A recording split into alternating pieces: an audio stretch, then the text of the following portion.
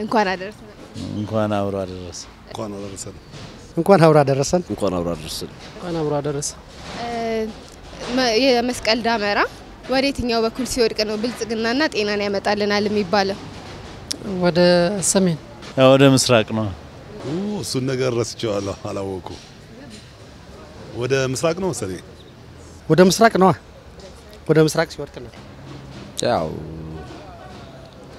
ወደ የትኛውም ይሁን ብቻ ቢወድቅኛ ደስ ይለናል። ንግስት እሌኒ ማን ናት? ንግስት እሌኒ እኔ እዚህ ሀዲያ አካባቢ ያለችዋን ነው የማውቀው። እሷን ብቻ ነው መስቀሉን ያገኘችው ነው ፈልጋ እሷ ናታ።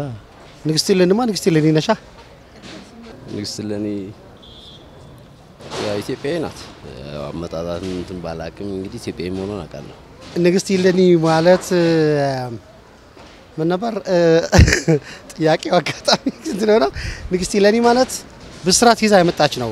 የመስቀል ግማደ መስቀሉን ይዛ ወደ ኢትዮጵያ የመጣች ነች። ንግስት እሌኒ ማለት የመስቀሉን ሚስጥር እግዚአብሔር ፈቅዶላት የመስቀሉን ሚስጥር ያገኘች ታላቅ ንግስት ናት።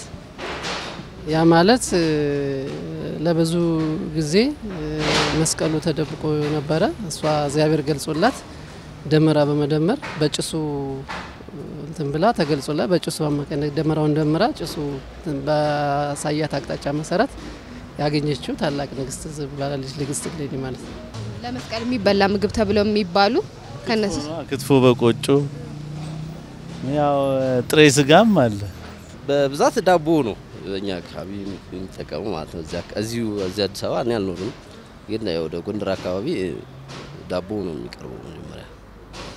ምና ገንፎም ይበላል አምኖት ሹር፣ ግን ዋናው ግን ያው ቆጮ ውሳ ማለት ነው። ቆጮ በክትፎ የጎመን ክትፎ ያው እና ደግሞ ጮፌ ስጋ ጥሬ ስጋ ማለት ነው። ክትፎ ቁርጥ፣ ወደ ምዕራብ ኢትዮጵያ ደግሞ አንጮቴ ምናምን ይባላል። ክትፎ አለ ጥሎ ለመስቀል ብቻ ከሚባሉት ወደ ትግራይ አካባቢ ከሄድ ግዕዝም የሚባል ምግብ አለ። ጨጓራ አይደለም አንጀት ውስጥ ገብቶ የሚሰራ። ወደ ጉራጌ ከመጣን ደግሞ ያው ክትፎ ነው። የጎመን ክትፎ አለ የሚባል አለ፣ የስጋ ክትፎም አለ። በቃ ለየት የሚባሉ ዋናው ናቸው እንደዚህ ናቸው። ከምታቀው የጉራጌኛ ዘፈን እስቲ ትንሽ በልልኝ።